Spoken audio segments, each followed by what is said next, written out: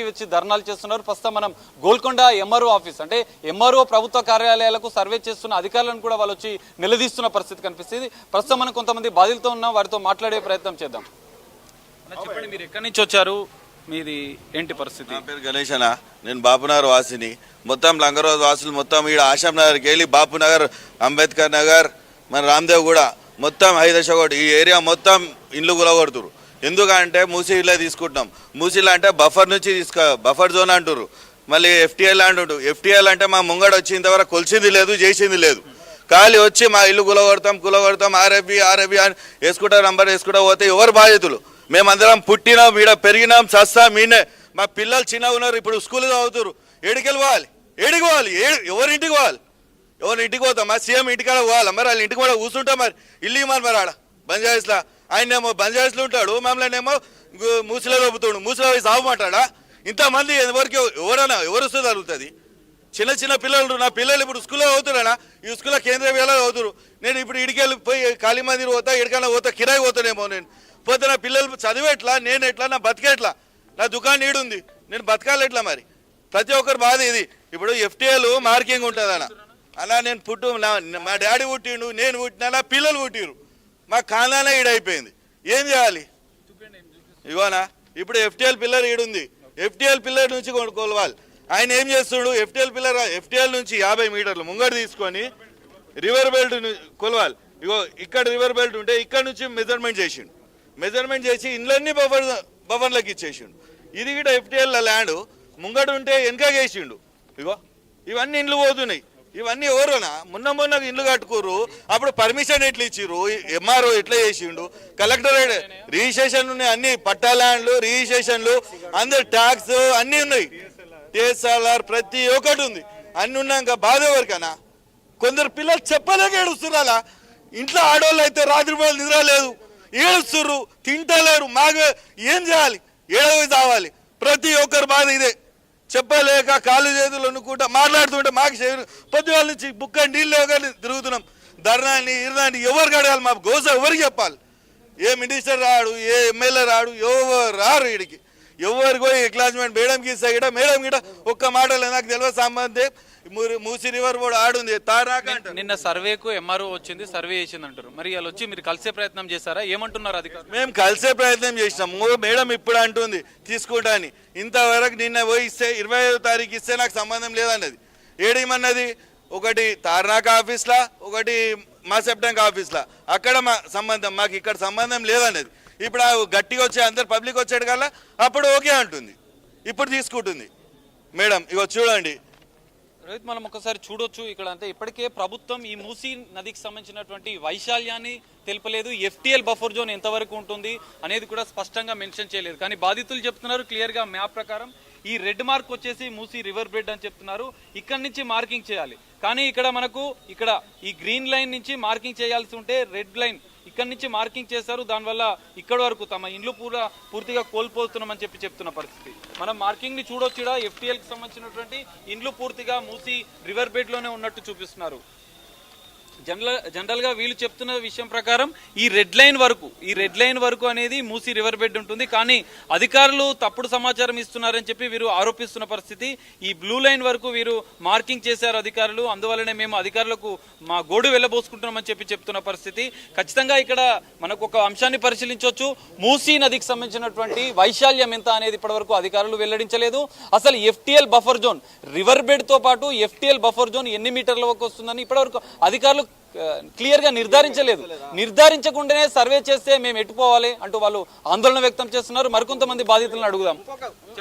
ఇంకొక విషయము, ఏదైతే ఎంఆర్ఓ కానీ ఎవరైనా వచ్చినా కూడా ఏదైతే రెడ్ మార్క్ వేస్తున్నారో, రెడ్ మార్క్ వేస్తే దానికి ఒకటి అసలు ఒక ఇండ్లు ఉన్న వాళ్ళకు కనీసం పిలిచి చెప్పడం కానీ ఏం లేదు. రెడ్ మార్క్ వేస్తున్నారు, 2 daysలో కాల్ చేయాలి, లేకపోతే గులగొట్టేస్తాం. ఇది ఎట్లా? ఇది ప్రభుత్వం ఎట్లా? ఇది సాధ్యమయ్యే పని నా చెప్పు. ఇది కాదు. ఇంకోటి సర్వే కూడా ఇది ఎప్పుడు చేసిరో ఏమో, ఇప్పటిది సర్వే కాదు ఇది. నేను అనుకుంటా 2015-16 చేసిన సర్వే. ఆ సర్వే ఎట్లా చేసిరో మళ్ళీ ఏందో తెలియదు. మేమేమంటున్నామంటే ఇక్కడ ఉన్న బాధితులమంతా ఏమంటున్నామంటే మళ్ళీ కొత్త సర్వే చేయండి. ఇప్పుడు నువ్వు 2 రోజులలో గుల్లగొట్టి నువ్వు 2 రోజులలో కట్టవు కదా. నువ్వు షాపింగ్ కాంప్లెక్స్ కడుతున్నావచ్చు, ఏదైనా చేస్తున్నావచ్చు, ఓకే, దాని గురించి అంటలేం. కానీ దానికి ఒక పేదలకు నువ్వు బాధ పెట్టుకుంటా, అన్యాయంగా గులగొట్టుకుంటా. ఇప్పుడు ఎవరైనా కూడా ఇల్లు కట్టుకోవాలంటే వాడు లోన్ తీసుకొని కట్టుకుంటాడు, అప్పులు చేసి కట్టుకుంటాడు. ఒక ఇల్లు కట్టాలంటే మామూలు విషయం కాదు హైదరాబాద్లో. నువ్వు అట్లాంటిది నీకు అన్ని తెలిసినా కూడా నువ్వు వచ్చి నేను గులగొట్టేస్తా అంటున్నావు. ఓకే, దానికి టైం కావాలి, టైం ఇవ్వాలి. నువ్వు టైం ఇస్తే వాళ్ళు కూడా ఏదైనా చేసుకుంటారు. ఇంకొక విషయము, ఇప్పుడు ఇది గవర్నమెంట్ ల్యాండ్ కాదు, మూసీ రివర్ ల్యాండ్ కాదు, అంతా పట్టా ల్యాండ్. ఇది డబ్బులు ఇచ్చి కొనుక్కున్నారు. ఇప్పుడు కాదు, 40-50 ఏళ్ళ ముందు కట్టురు. ప్రతి సంవత్సరం ట్యాక్స్ కడుతున్నామా, నల్ల బిల్లు కడుతున్నామా అని. మళ్ళీ సబ్ రిజిస్ట్రేషన్ ఎట్లా చేసిండు చెప్పండి, ఎట్లా చేసిండు? గత ప్రభుత్వం ఉండే అందరు ఉండే. మళ్ళీ ఇప్పుడు ఆడ ఏదైతే మూసీ దగ్గర ఏదైతే ఒక బెడ్ కట్టారు, కంపౌండ్ వాల్ బెడ్ కట్టారు, అది ఇప్పుడు కాదు, 15 ఏళ్ళ ముందు, 15 సంవత్సరాల ముందు బెడ్ కట్టారు. ఎందుకు కట్టారు? అది వాటర్ ఇంతవరకు వస్తుందని. ఆ బెడ్ ఏడో ఉంది, అక్కడ ఎవరు ఇన్లే లేవు అసలు. ఆడికెళ్ళి 50 మీటర్లు అంటే అసలు ఏ అవసరం ఏముంది? అంతవరకు వాటరే రావు. హైదరాబాద్లో సరిగా వాటరే వస్తలేవు. మీకు కూడా ఇప్పుడు ఇళ్ళకు వాటర్ వచ్చినప్పుడు, వరదలు వచ్చినప్పుడు మీ ఇళ్ళకి నీళ్లు నది 50 ఏళ్ళ నుంచి మేము ఉంటున్నాము, ఏ రోజు కూడా వాటర్ రానే లేదు. విన్నావా? ఆ సమస్యనే లేదు. అర్థమైందా? అయితే ఇప్పుడు అదొక ప్రాబ్లం. ఇంకోటి, ఇప్పుడు నలుగురింట్లో 4 ఫ్యామిలీలు ఉంటాయి, 4 ఫ్యామిలీలు ఉంటాయి. ఒక డబుల్ బెడ్రూమ్ ఇల్లు ఇస్తా అంటున్నావు. ఎందుకు ఇస్తావు? అది గత ప్రభుత్వం కట్టిన డబుల్ బెడ్రూమ్ ఇల్లు అవి. ఇప్పుడు నువ్వు కట్టి ఇప్పుడు ఇస్తేనేమో మరి దానికి ఒక ఎంక్వైరీ చేయి, ఒక రిపోర్ట్ రాయి, ఒక ఎంఆర్ఓని పంపించి మీ ఇంట్లో ఎంతమంది ఉంటారు, ఎన్ని ఫ్యామిలీస్ ఉంటున్నాయి, ఏం సంగతి రాసి నా హిసాబ్తో. ఇంకోటి, ఇప్పుడు 100 గజాలు ఉన్నవానికి 100 గజాలు, 50 గజాలు ఉన్నవానికి 50 గజాలు. నువ్వు అట్లా లేదు, నేను గులగొట్టేసా అంటే గులగొట్టు ఈజీ, కానీ కట్టుకోవడం ఎంత కష్టం. గరీబోళ్ళకు నువ్వు ఇట్లా సతాంసవు. అన్ని కులాలు ఉన్నారు, గరీబోళ్ళు ఉన్నారు, దళితులు ఉన్నారు, మైనారిటీస్ పిల్లలు ఉన్నారు, పాపం చిన్న చిన్న వ్యాపారం చేసుకునే ఉన్నారు. ఇప్పుడు ఎగ్జామ్ టైం, పిల్లలకు ఇప్పుడు ఎగ్జామ్ టైం.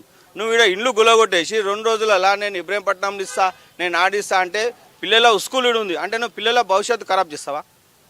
ఇది ఏంది పద్ధతి? ఇది చెప్పండి. ఆలోచన చేయాలి. ప్రభుత్వం అన్నప్పుడు పేదలకు నువ్వు అది ఇందిరమ్మ రాజ్యం అని అన్నారు. ఇందిరమ్మ ఎప్పుడు కూడా రోటీ కపడా ఆరు మకానా అని చెప్పేసి గరీబోళ్ళకు సహకరించుకుంటూ వచ్చింది. నువ్వు ప్రభుత్వం నువ్వు మంచి చేస్తావు అని చేస్తే నువ్వు మొత్తం పార్టీ పేరంతా ఖరాబ్ చేసేస్తావు. నువ్వు మేనిఫెస్టోలో ఏ రోజు కూడా నువ్వు చెప్పలేవు, ఏం చేయలేవు. సుందరీకరణ చేస్తా, అది చేస్తా, ఇది చేస్తా అని. చేస్తే చేయండి, కాదంటలేం. కానీ అందులో లేని వాళ్ళకు ఇబ్బంది పెడుతున్నావు కదా. అందులో లేనే లేరు, బఫర్ జోన్లో లేరు, అందులో ఎల్టీఎఫ్లో లేదు, ఏం లేదు. అనవసరంగా నువ్వు ఇప్పుడు సుందరీకరణ చేస్తా అని గరీబులు ఎంత కష్టపడి ఇల్లు కట్టుకున్నారు పాపం. ఇంకా లోన్లు తీసుకొని లోన్లు కట్టుకోలేని పరిస్థితులు, వాళ్ళు ఊరేసుకొని చచ్చిపోతారు. చిన్న ఇప్పుడు ఓల్డ్ ఏజ్ వాళ్ళు రాత్రి అంతా నిద్రపోతలేరు. వాళ్ళకి ఏమన్నా కావచ్చు. అంత అవసరమా? ఇప్పుడు అంత అవసరం. ప్రభుత్వాన్ని ఏం కోరుతున్నా మరి? ఏం చేయాలి? పరిష్కారం ఏం లేదు. మేము ఇక్కడనే ఉంటాము, పట్టా ల్యాండ్ ఇది, రిజిస్ట్రేషన్ చేసుకున్నాము. నీకు గవర్నమెంట్ ల్యాండ్లో కట్టుకున్న వాళ్ళు ఉంటే నువ్వు దానికి ఏమైనా యాక్షన్ తీసుకోండి. పట్టా ల్యాండ్ కాబట్టి మేము పోయే ప్రసక్తే లేదు. మేము ఇక్కడనే ఉంటాము, ఏది ఏమైనా కూడా ఇక్కడనే ఉంటాము. సావనైనా చేస్తాం కానీ పోయే ప్రసక్తి లేదు. అది మా చేసే పద్ధతి అయితే బాగలేదు ప్రభుత్వంది. అని ఒకటి, ఇప్పుడు డబుల్ బెడ్రూమ్ ఇస్తాము బాధితులకు అని చెప్పి ప్రభుత్వం చెప్తుంది, అధికారులు చెప్తున్నారు. మరి ఇది సమస్యకు పరిష్కారం అవుతుందా? ఎంతమంది, వందలాది మంది మూసీ పరివాహక ప్రాంతాల్లో బీదలు ఉన్నారు, మధ్యతరగతి ఉన్నారు. వాళ్ళకు రోజు కూలి పని చేస్తే కానీ వాళ్ళ బతుకులు నడవు. మరి వాళ్ళకి ఏం చెప్తారు మీరు? నాది ఒకటే రిక్వెస్ట్ సీఎం గారితోని. నేనేమంటున్నా అంటే ఫస్ట్ రీసర్వే చేయాలి. రీసర్వే చేసిన తర్వాత ఎవరిది ఉన్నది, ఎంత ఉన్నది, ఎట్లా ఉన్నది, వాళ్ళు ఎప్పటి నుంచి కొన్నారు, ఏ విధంగా ఉన్నారు అంటానని రీసర్వే చేసిన తర్వాత ఏ ఫ్యామిలీకి ఎంత ఉందో డబ్బులు కూడా ఇవ్వాలి, వాళ్ళ జగ కూడా చూపెట్టాలి ఫస్ట్. లేదంటానంటే వాళ్ళది ఉన్నది రీసర్వేలకు ఇట్లా లేదని అనుకుంటే వాళ్ళకి ఎక్కడున్నారో అక్కడనే నివసించాలి. నువ్వు డెవలప్మెంట్ చేస్తున్నావు అంటానంటే 1000 మంది ప్రాణాలు తీసి నువ్వు డెవలప్మెంట్ చేయాలని ఏం లేదు హైదరాబాద్లో. రేవంత్ రెడ్డి గారు, నేను నీతో రిక్వెస్ట్ ఏం చేస్తున్నా అంటే, నువ్వు కూడా పేద కుటుంబం నుంచి పైకి వచ్చిన ఆయన అంటున్నావు. నువ్వు గత ప్రభుత్వాల మీద నువ్వు ఏదో మనసులో పెట్టుకొని మాతేం చేస్తున్నావు. ఇది అన్యాయం. ముందు ఉన్న వాళ్ళే కూల్చినాక చేసినాక పేదవాళ్ళే ఎవరు ఉన్నావో లాస్ట్కు నువ్వు సర్వే చేసినాక మేమంతా ఒప్పుకుంటాం. పెద్దవాళ్ళే అంటే ఎవరికి కూల్చోమంటారు? అందరు చాలా పెద్ద వాళ్ళు ఉన్నారు, పెద్దవాళ్ళు అందరు ఉన్నారు, ఆయనకు తెలుసు. అది ఆ ఉన్న వాళ్ళవి తీయండి. మీరు చెప్పండి ఎవరు అనుకుంటున్నారు అంటే కొన్ని ఇప్పుడు హైడ్రా కూడా కూల్చివేతల పరం కొనసాగుతుంది, రాజకీయ నాయకులై పెద్ద పెద్ద కన్స్ట్రక్షన్స్ వాళ్ళవి కూడా ఉన్నాయి. మరి మీరు ఏం డిమాండ్ చేస్తున్నారు? ఇప్పుడు మూసీ నది బాధితుల మీద అంటే బాధితుల మీదకి బుల్డోజర్లు వస్తున్నాయి, కూల్చివేస్తాము, ఇండ్లు అన్ని కూల్చేస్తామని చెప్పి సుందరీకరణ చేస్తామని చెప్పి ప్రభుత్వం అంటుంది. మీరు ఏం చెప్తారు? సుందరీకరణ ఎవరికి 10 మంది ఇండ్లు కూల్చేసి సుందరీకరణ చేస్తే అందరిది కాదు. ఇది ఉన్న దానిలో ఇక్కడ ఏదైతే ఉందో రివర్స్ది అది ఉన్న దానిలో, అది కాకుండా ఇంకా నువ్వు వచ్చి 1000 మంది ఇండ్లు కూలగొట్టి నేను కట్టిస్తా నేను చేస్తాను అంటే అది కుదరది. అట్లా కాదు.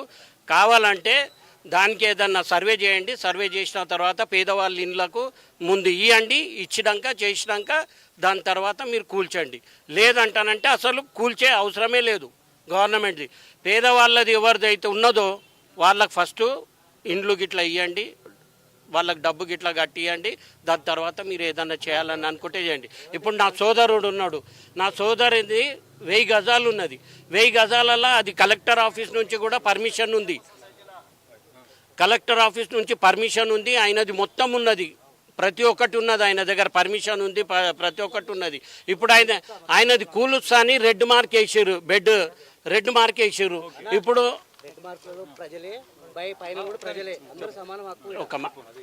చెప్పండి బ్రదర్, మీరు చెప్పండి. నేను చెప్పేది కొన్ని విషయాలు చెప్పాల్సి, నేను రేవంత్ రెడ్డికి సూటిగా కొన్ని ప్రశ్నలు వేస్తున్నాను. నేను ఏంటంటే రేవంత్ రెడ్డికి కావాల్సింది మూసి కాదు, మూసి పక్కపొంటి రెడ్ లైన్ కాదు, బ్లూ లైన్ కాదు, ఏది కాదు. ఆయన ఏదో టూరిస్ట్ ప్లేస్ చేద్దామని 55 కిలోమీటర్ టూరిస్ట్ ప్లేస్ మేము చెప్తాం. ల్యాండ్ ఎక్కడుందో కూడా చెప్తాను నేను. బాబుఘాట్ నుంచి మన గంటిపేట దాకా 10 కిలోమీటర్లు ఉంది. అదంతా గవర్నమెంట్ ల్యాండ్. నువ్వు ఏ 5 స్టార్ హోటల్ కట్టిస్తావో, నువ్వు ఏమేమి చేస్తావు, టూరిస్ట్ ప్లేస్ వాళ్ళందరికీ వచ్చి ఇక్కడ ఉండాలని నువ్వు అనుకుంటున్నావు కదా. నువ్వు కావాల్సింది వాళ్ళ గురించే చేస్తున్నావు, ప్రజల గురించి కాదు నువ్వు చేసేది. నువ్వు టూరిస్ట్ ప్లేస్ కోసమే మా జాగా తీసుకుంటున్నావు, మాది కబ్జా చేసిన భూమి కాదు. నేను ప్రతి ఒక్క మీడియాకి చెప్తున్నాను. నేను ఇప్పుడు కూడా V6కి ఫస్ట్